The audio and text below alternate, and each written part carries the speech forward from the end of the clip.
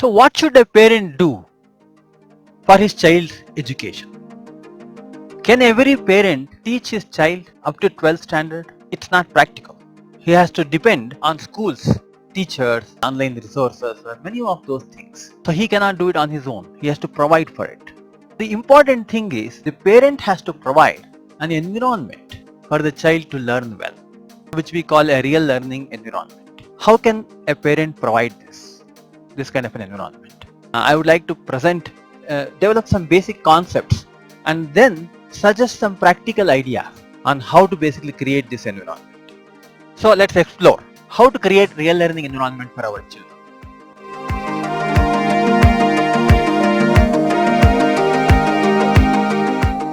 What kind of environments we need to create for our children to basically enable real learning? So if you have not actually till now watched some of the videos on real learning, so please watch what is real learning, what are the goals of real learning.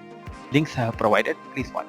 All children are not same. Some children are from urban background, whereas some are from rural background. And even the means are not necessarily same. Now, some of them are more well-to-do, some of them are kind of moderate means. And some parents are educated, some parents are not. Some parents can actually spend a lot of time with the children and some parents are not. So how are we going to present a framework for real learning environment for all of them? The idea is, let's start a basic framework which is common to all this and gradually develop this, tuning it to the various kind of scenarios. So I would like to present that basic framework today. A child needs to learn, that is the goal. To learn, he needs basically something to be fed into his brain. So I would like to call this as learning interface into our brain. So child needs to be provided with a learning interface. This learning interface provides information, wisdom, knowledge, value system, all these things. Most often it is actually plugged to the school. The schools, the teachers, and maybe a library, online elders sometimes. All of these things actually plug into what we call a learning interface. This is the first one. Now the second one is an exploring interface. Here what happens is, whatever child has learned in the learning interface, child has to explore that. Child has to go and play with it. This exploring interface is generally consisting of the real world stage where children goes and plays or discusses with either his friends or his cousins or his peers. So where he can actually go there and explore whatever he has learned. As the child grows, this exploring interface can take much more formal shape, like for example debating clubs, trekking expeditions, science exhibitions, many of these things where he can actually explore whatever he has learned from the learning interface. So these are the two primary interfaces where you learn and you explore. Only when the child explores what he learned in the real world or a simulated world, that idea will become his. So he will accept it as his own idea or his own learning. Now he wants to solidify his learning by explaining this to others. Most often this happens to be slightly younger siblings or maybe friends around, where he will actually solidify his ideas by communicating to them through basically maybe games, maybe stories, maybe some other discussions, things like that. So this interface we will call that as a solidifying interface. We will have to, as parents, provide for the solidifying interface where a child is able to give what he's learned to others.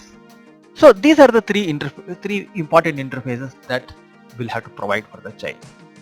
All these three interfaces are kind of provided and governed by what I call the most important interface, a parental interface. Making sure that all the other interfaces work well and upgrade them whenever they are necessary is the job of the parental interface. Parents of course have to provide for health, security, food, maybe emotional security and all this. So I'm not discussing about that here because they can be independently discussed in other aspects also, other forums. So I will talk here mostly about the educational part. Parents have this so-called indirect control over their children, in the sense that they may not directly teach, they may not directly sometimes play, but they will provide the environment for doing so. And through that they actually control or decide what child should become or what child should learn. Now let's see that this whole of all these four interfaces, learning interface and exploring interface, solidifying interface and parent interface, all these four are required from the beginning, from the birth I would say. Initially, when the child is very small, in fact mother plugs into all these interfaces. When she teaches how to walk or how to talk or even to identify the objects, she is actually using all these three interfaces. In fact, father also joins. Most often his role starts after a child is able to communicate verbally. In fact, he will be basically providing a lot of this exploring interface. He may play with the child and provide an opportunity for a child to test whatever he has learned. Once the child becomes of the age where he can go to school, selecting a school becomes now parents' responsibility. Parents have to take two major decisions. One is, where will the child grow up? Now, what is the neighborhood? That means where would they choose their house to? And second one is which school the child will go. These two decisions will enable both the learning interface and the exploring interface. A good parent will continuously validate the quality of both this learning and exploring interfaces. And any temporary lapse, he would basically supplement with other things. But if it is permanently bad, then he will have to change. The idea is, even if if the parent knows that it is not good and continuing with that is not a good idea at all for the child. So in a long run, child will suffer. So if you have the means, better to change it for the future of the child. Let us now go and try to explore some of the practical ideas. What are some practical things that we can take from here so that we can implement them for our children?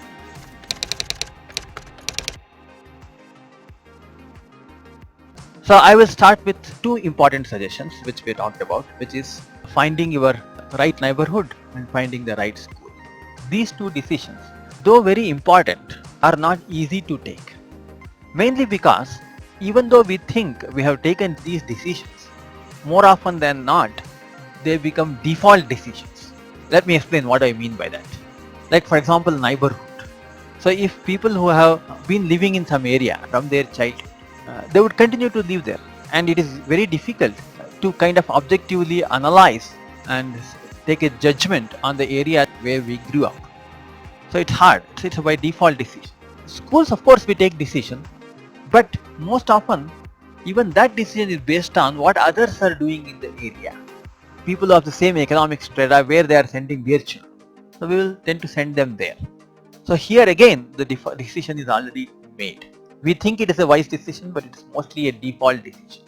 So let me put forward some points on what are the characteristics of a good neighborhood. First point is, choose a neighborhood which is similar to your own economic strata. So you naturally understand the stress the children will go through when there is a lot of change in socio-economic things in the neighborhood. So that is the first one.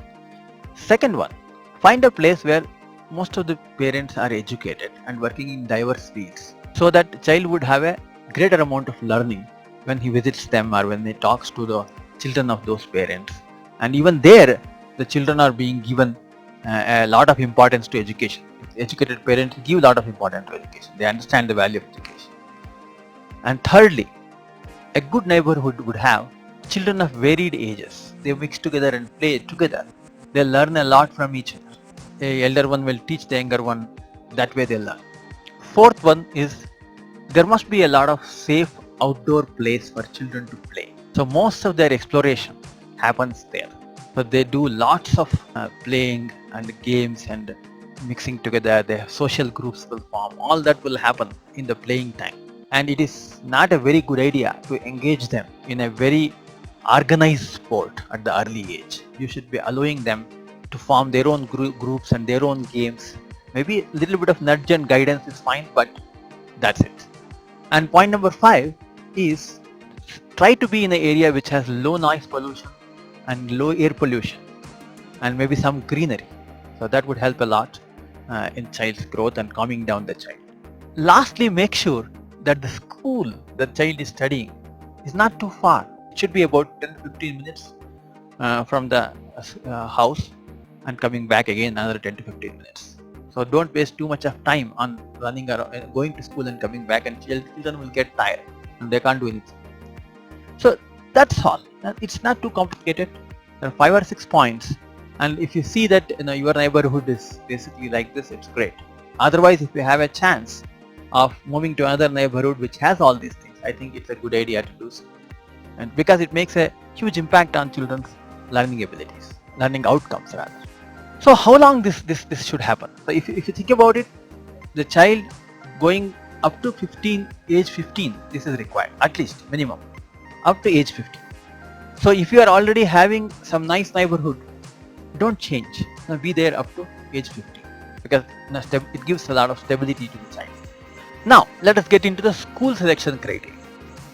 This school selection criteria sometimes becomes controversial, mainly because we all have biases based on how we are brought up, our own upbringing.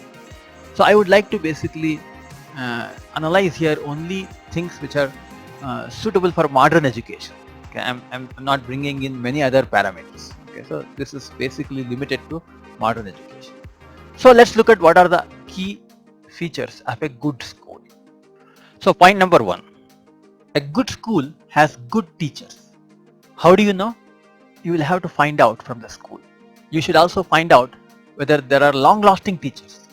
So if the teachers are staying there for long, and if they are also paid well, that means the school respects teachers. And you can see that even the school management often talks about their teachers. So a good school primarily comes with good teachers. Second point is good school has good playgrounds. It has big playgrounds. They allow children to play. They would have a nice motivated physical education teacher who would actually organize lots of different kinds of games and sports and everything. It should be big enough. It may not be very sophisticated, but it should be big enough so that children of all age groups will be able to play there in many different groups. Thirdly, a good school has a big library with lots of books, not just the curriculum based books, but even the higher standard books and general books. More than everything, the library is occupied by students and teachers.